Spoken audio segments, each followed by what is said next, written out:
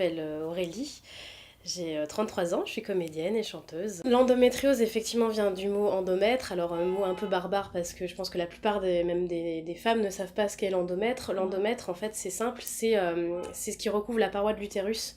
Pendant le cycle, une fois que le cycle est fini, cette paroi s'en va et du coup est évacuée et ce sont les règles. Donc à partir du moment où il n'y a pas il y a pas fécondation, donc il y a d'abord l'ovulation, et s'il n'y a pas la fécondation dans la paroi de l'endomètre, ça s'échappe. Le problème, il vient de là, c'est qu'il y a des cellules dans l'endomètre, chez les nanas qui sont atteintes d'endométriose, qui vont aller se loger ailleurs. Elles vont créer des hémorragies ailleurs. Donc ça peut être sur les trompes, les ovaires, l'utérus, le vagin, ensuite d'autres organes juste à côté, la vessie, le rectum, le côlon, les intestins, et dans des rares cas, mais ça existe, ça peut remonter jusqu'au poumon, voire même au cerveau.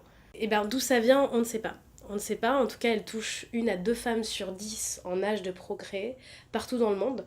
Donc peu importe l'origine sociale, culturelle, la géographie, ça touche 1 à 2 femmes sur 10 dans le monde. Donc ça fait à peu près 4 millions de femmes en France qui souffrent d'endométriose.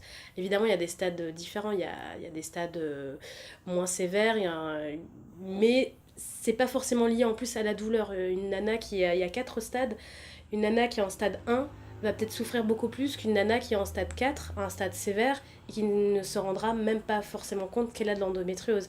J'ai eu mes règles à 11 ans, j'ai compris très vite que ça faisait mal. Évidemment, on a toujours dit que les règles font mal, c'est dans l'inconscient collectif pour toutes les filles. Tu as tes règles, tu as mal, c'est normal. C'est normal de souffrir, tu as tes règles. Sauf que arrivé à l'adolescence, vers 16-17 ans, ça s'accentuait de plus en plus. J'allais voir évidemment des médecins qui me disaient c'est normal, voilà, prenez un Doliprane, ça va se calmer. Je voyais bien que ça ne se calmait pas. Là où j'ai commencé à me rendre compte qu'il y avait un problème, c'est quand je n'allais pas à l'école à cause de ça. J'étais obligée de m'absenter parce que je restais dans mon lit, je ne pouvais vraiment pas me lever de mon lit. Ça pouvait durer 2-3 jours sur le mois où vraiment pendant mes règles c'était très très fort. Donc là effectivement il y a un souci. Parce qu'avoir mal ça peut être normal, souffrir, là on commence à passer à un stade où effectivement il faut prendre les choses en main. Ensuite est venue l'errance médicale, une deuxième étape, c'est-à-dire où j'allais voir des gynécologues pour savoir s'il y avait un problème, qui me disaient que tout allait bien. Donc voilà, j'ai continué à ma vie comme ça jusqu'à l'âge de 27-28 ans, où là j'ai commencé à avoir d'autres problèmes, donc des problèmes de transit, où mes intestins, où vraiment ça commençait à être vraiment douloureux, et aussi au niveau de la vessie. Et c'est quand il y a eu la vessie où j'ai pas forcément fait le lien tout de suite, je ne connaissais pas cette maladie. J'ai appris le mot vraiment juste avant qu'on m'annonce que je l'avais. Et quand j'ai lu des informations sur cette maladie sur internet, où j'ai trouvé des associations, je me suis retrouvée dans tous les témoignages. C'est-à-dire une errance médicale, dire qu'on a mal, de ne pas être prise au sérieux, et vraiment d'avoir des douleurs à la vessie, d'avoir des difficultés pour digérer, etc. Et là, je me suis dit, mais c'est complètement moi. Il faudrait absolument que je vois si j'ai cette maladie. Donc là, j'ai décidé d'aller voir un gynécologue spécialisé qui m'a effectivement confirmé très vite que j'avais de l'endométriose. Et ensuite, une IRM pour vérifier le stade de l'endométriose. Et là, on a constaté que c'était une endométriose profonde et sévère. Donc le pire qu'on puisse avoir. Il y a eu des enquêtes là-dessus. En moyenne, l'errance médicale jusqu'au diagnostic est de 7 ans, ce qui est déjà extrêmement long. Dans mon cas, il s'est avéré que ça a été beaucoup plus long, ça a été quasiment le double, un peu plus de 15 ans. Donc c'est compliqué parce qu'aujourd'hui, il n'y a pas forcément de parcours par rapport à cette maladie. Même quand il y a l'annonce de la maladie, on vous dit voilà vous avez de l'endométriose, mais on ne dit pas quoi faire. On ne dit pas quel spécialiste aller voir, par rapport à mon endométriose, parce que chaque endométriose a ses propres lésions, chaque femme va vivre différemment la chose avec des atteintes différentes, donc il faut traiter vraiment au cas par cas. Et là effectivement l'accompagnement au niveau médical n'est pas encore au point à ce niveau-là. J'ai dû en voir 5 ou 6 différents. Ouais. Notamment mon médecin traitant qui n'a jamais pris au sérieux, même quasiment jusqu'à l'annonce de la maladie, m'a même pratiquement dit oui, non, enfin, je sais ce que c'est l'endométriose, j'ai des patientes qui ont de l'endométriose, vous n'avez pas d'endométriose. On ne peut pas juger selon les gens qu'on a en face de soi, enfin, les femmes qu'on a en face de soi, si elles ont de l'endométriose ou pas. Enfin, il y a un manque d'écoute et de psychologie et de tact qui est assez déroutant pour les patientes qui souffrent d'endométriose. Alors les douleurs se manifestaient en fait pendant les règles. Ça, au début ça a été comme ça a été exclusivement pendant les règles. Puis après ça a été en dehors des règles. Donc finalement c'était quasiment tout le temps. Dans mon cas c'était généralement au niveau du plancher pelvien, au niveau des ovaires, au niveau de l'utérus. Donc vraiment dans le bas-ventre. Ensuite, ça pouvait être aussi au niveau des intestins. Puis ça a commencé dans le bas du dos, au niveau du nerf sciatique également. Donc des difficultés à marcher. Aussi des fatigues chroniques très très très très fortes, très intenses, où j'avais l'impression qu'on m'avait enlevé toute mon énergie d'un seul coup et que je pouvais dormir 12 heures d'affilée, ça ne changeait absolument rien. Donc oui, beaucoup de douleurs, des crampes notamment, presque même des contractions, parfois qui allaient jusqu'au vomissement, aux sueurs froides, ou du coup aussi aux insomnies. Il était impossible pour moi de dormir la nuit. Impossible. La douleur m'éveillait en permanence. Et même à un moment, ça me rendait dingue. Je me suis dit, je ne peux même plus me reposer, je ne peux même plus penser à autre chose qu'à la douleur. Et quand j'arrivais à dormir, mon esprit était tout le temps perturbé par cette douleur. Il n'y avait aucun moment de répit. Je passais des heures dans le bain. Ça, j'ai pris je sais pas combien de bains. La baignoire a été. Heureusement, j'ai eu une baignoire pendant des années, ça a été très bénéfique. Et ma compagne de toujours, ma petite bouillotte. Ça. La première conséquence, c'est effectivement des douleurs. Donc, les douleurs, ça crée forcément un isolement social. C'est-à-dire que, comme je le disais, déjà même en étant ado, on ne peut même plus aller à l'école. Alors que c'est quand même, quand tu es ado, aller à l'école tous les jours, c'est la vie d'un ado. En devenant adulte, il y a toutes ces choses de vie sociale, aller aux anniversaires, voyager, avoir aussi une vie sexuelle épanouie parce qu'il y a des douleurs aussi pendant les rapports sexuels. Il y a énormément de... Oui, voilà, la douleur est vraiment la première cause. Il y a aussi, même si on en parle beaucoup, mais il y a aussi effectivement le fait de pas forcément avoir l'opportunité de pouvoir faire des enfants. On y pense quand même tout de même. Euh, ouais, il y a vraiment aussi une incompréhension chez les autres, mais qui n'est pas forcément du jugement. Mais comme nous-mêmes, on ne comprend pas forcément ce qu'on a quand on n'a pas encore diagnostiqué la maladie, il y a quand même ce côté, ce regard où les autres se disent oh, c'est un peu une chochotte quand même, ou elle a tout le temps mal, ou elle se plaint tout le temps, ou donc du coup on a tendance à développer une force et à se taire, à prendre sur soi, et du coup quand même effectivement à s'isoler, voire même parfois frôler la dépression, parce que nous-mêmes on se sent tellement fragile et impuissant par rapport à ça que oui, ça peut effectivement être dangereux. Il y a, pour l'instant, il n'y a pas de guérison d'endométriose. Il y a des rémissions, et des belles rémissions, j'en suis une, mais il n'y a pas de guérison totale. Donc c'est-à-dire qu'on peut gagner des petites batailles, mais pour l'instant on ne pourra pas gagner la guerre. Donc dans mon cas, sachant que c'était sévère et profond, je suis directement allée voir, j'avais des conséquences dans ma vie qui faisaient que à peu près 2 semaines par mois, donc ce qui est à peu près la moitié du temps, je ne pouvais plus sortir de chez moi, j'avais extrêmement mal, donc je me suis dit je ne peux plus tout simplement rester comme ça, je ne peux pas vivre ma vie comme ça. Je suis allée voir un spécialiste, le professeur Roman, qui exerçait à Rouen à l'époque, qui aujourd'hui est à Bordeaux. Je suis allée le voir parce que j'avais vu sur internet qui effectivement il opérait des patientes, qu'il y avait des solutions de chirurgie qui étaient possibles. Et j'ai pris rendez-vous avec lui. Et ça a été mon ange gardien parce que effectivement j'ai subi une chirurgie très lourde, mais qui a fait que quoi qu'il arrive, je n'aurais pas pu vraiment y échapper parce que ça dégénère en fait. La maladie ne va pas en s'améliorant. Déjà, je participe à une étude pour la recherche, donc je fais partie des cas qui sont étudiés pour la recherche plus tard, pendant 3 ans, 5 ans, 10 ans, avoir un recul aussi sur les patientes qui ont été opérées. Euh, les cellules aussi ont été prélevées pour pouvoir s'en servir pour étudier. Moi, j'ai eu, après l'opération, à peu près 6 mois d'arrêt de travail où effectivement c'était très compliqué, je ne pouvais pas travailler. J'étais très fatiguée, j'ai dû énormément me reposer.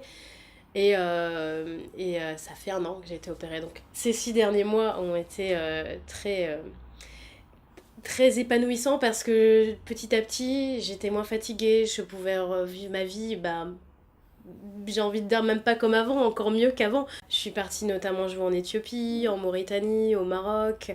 Donc là, je pars bientôt à Djibouti. Donc finalement, je me dis que voilà, c'est un peu comme le phénix. Je renais de mes cendres, mais bien. Il y a des traitements qui existent, hein, notamment la ménopause artificielle, mais que moi, ça c'est mon cas personnel, vraiment, je ne l'applique pas à d'autres personnes. Je le refuse totalement, parce que pour moi, il a des conséquences plus... Voilà, je peux comprendre que ça aide certaines personnes, mais moi, en tout cas, je ne choisirais pas ce traitement-là. J'ai décidé de prendre la pilule en continu, donc tout simplement pour ne plus avoir mes règles. Car avoir mes règles était principalement la cause qui faisait que j'avais des crises et que la maladie évoluait. Donc pour l'instant, on attend de voir, j'espère qu'elle évolue pas non plus trop en sous-marin, malgré tout.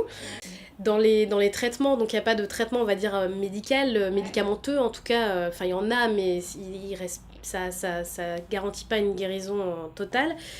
Il y a tout ce qui est de médecine alternative, donc en commençant déjà par son alimentation, l'alimentation anti-inflammatoire qui va permettre de vraiment réduire l'inflammation de la maladie. Il y a tout ce qui est acupuncture, yoga, sophrologie, microkiné, il y a vraiment plein de choses qui sont possibles. Voilà, pour justement aider le corps. Quand je me dis qu'il y a 1 à 2 femmes sur 10, 4 millions en France, on en croise tous les jours en fait. Donc c'est important d'en parler et c'est important surtout de ne plus rendre le sujet tabou parce que ce soit même les règles féminines sont tabous de base. Alors du coup, comme c'est tabou, cette maladie l'est encore plus parce qu'en plus on est en train de nous dire, ben voilà, non seulement on n'a pas de contrôle sur une maladie et en plus c'est sur un sujet tabou. Alors là, c'est sûr que la maladie a été découverte il y a 150 ans. Je pense que les générations passées, nos mères, nos grands-mères, nos arrière-grands-mères n'en ont jamais entendu parler de cette maladie, alors qu'elles en ont très certainement été victimes aussi. Euh, avec en conséquence aussi peut-être des fausses couches à répétition ou des choses qu'on ne pouvait pas non plus gynécologiquement soigner pour les femmes parce que voilà, c'était aussi tabou. Maintenant, il faut briser ce cercle vicieux et en parler. Et en parler, il n'est pas normal de souffrir pendant ces règles. Voilà, il faut le dire aux jeunes filles, ce n'est pas normal. Si on ne peut pas se lever le matin pour aller à l'école, ce n'est pas qu'on est une chochotte, c'est qu'il y a un problème. Donc il faut en parler et écouter son corps surtout. Moi, ce qui m'a toujours fait tenir, c'est ma passion, c'est-à-dire le théâtre, la scène, le chant. C'est toujours là-dessus. D'ailleurs, j'ai joué dans des conditions où j'étais en pleine crise, où vraiment c'était insupportable. J'ai quand même réussi à jouer.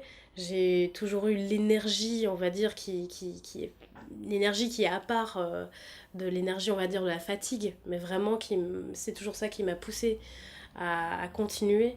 Et même encore aujourd'hui, j'ai envie de faire ce métier et si je peux en plus parler de cette maladie à travers mon métier et continuer et montrer que c'est possible d'avoir cette maladie et que bah, ça ne me définit pas forcément et que je peux être, je dirais même encore une femme encore plus libérée parce que maintenant je connais bien mon corps, j'ai réussi et j'ai appris à l'écouter. Donc aujourd'hui je peux en parler non seulement librement et profiter pleinement de ça. J'ai toujours été mitigée par rapport à mon désir d'enfant, je ne l'ai jamais vraiment eu. Et d'ailleurs, je me disais, tiens, c'est étrange, je n'ai pas cette chose qu'ont la plupart des filles, de vouloir un enfant absolument. C'était pas en tout cas dans ma destinée, je le sentais pas comme quelque chose de précis, de sûr. Voilà, j'étais très hésitante sur le sujet.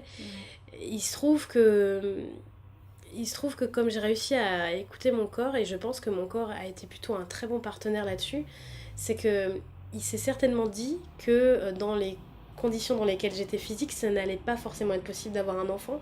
Donc il n'envoyait pas forcément le message de désir, de maternité, il y avait comme un blocage. Et j'ai eu juste après l'opération. Et quand je dis juste après l'opération, c'est à la salle de réveil. Donc j'ai eu la vision et en tout cas la présence de mon enfant. Alors je ne sais pas si ce sera mon enfant qui naîtra un jour ou peut-être mon enfant intérieur, je n'en sais rien. Mais en tout cas une présence rassurante et j'étais persuadée en étant dans la salle de réveil qu'on allait m'emmener vers mon enfant. Et avant, ça me mettait en panique d'avoir un enfant. C'est-à-dire que c'était pour moi la pire chose qui puisse m'arriver. Parce que c'était forcément lié aux douleurs que j'avais gynécologiques. Donc je faisais tout un blocage là-dessus. Non, la maternité, ça fait mal, je ne veux pas. Et là, il y a eu un apaisement absolument incroyable à la salle de réveil où vraiment j'ai eu cette communication avec cet enfant qui m'a dit maintenant tout va bien. Il m'a vraiment passé le message, maintenant tout va bien. Donc aujourd'hui, je me sens rassurée déjà par rapport à ce désir de maternité. Je n'ai plus la peur, en tout cas, d'être mère que j'avais avant. Après la vie, on verra le chemin que me réserve la vie. Si je dois être mère, je serai mère. Mais en tout cas, pour l'instant, ce n'est pas ma priorité. Je ne définirai pas ma vie par rapport au fait d'être mère ou pas. Je ne vivrai pas forcément ça comme un échec ou une réussite. Je voudrais remercier Tiniel, qui est mon amie, enfin, j'ai même presque envie de dire ma sœur d'endométriose. Donc, c'est-à-dire que voilà, la maladie apporte de très belles choses. Et c'est une rencontre que j'ai faite à distance. Tiniel a créé un blog qui s'appelle Les Chroniques Endométriques. Où elle a créé une BD qui parle de sa vie d'endo girls, comme on dit.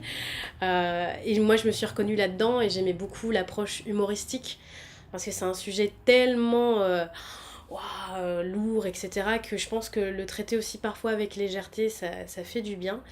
Et elle fait aussi un travail de prévention qui est super, donc permet quand même de le montrer. Elle a créé un petit topo médical qu'on peut trouver aussi en ligne, qui du coup explique ce qu'est l'endométriose, quelles sont les conséquences. Et surtout, avec Tiniel, on va faire un court-métrage.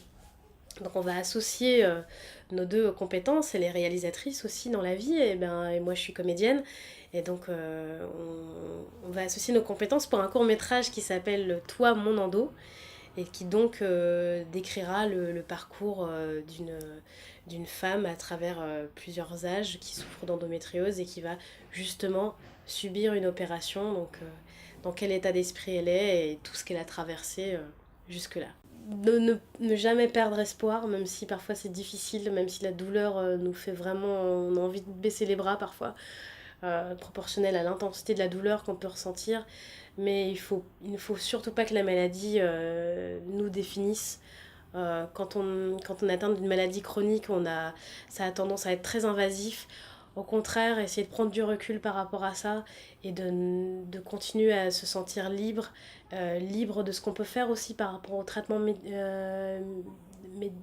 traitement, je pense notamment à la ménopause artificielle ou ce genre de choses. Ne pas hésiter à dire non. Ce n'est pas parce que... ou même les opérations, si on n'a pas envie de se faire opérer, on n'est pas forcément obligé. En fait, on est obligé de rien. Encore une fois, il faut écouter son corps et faire exactement ce qu'on a envie de faire. What you want?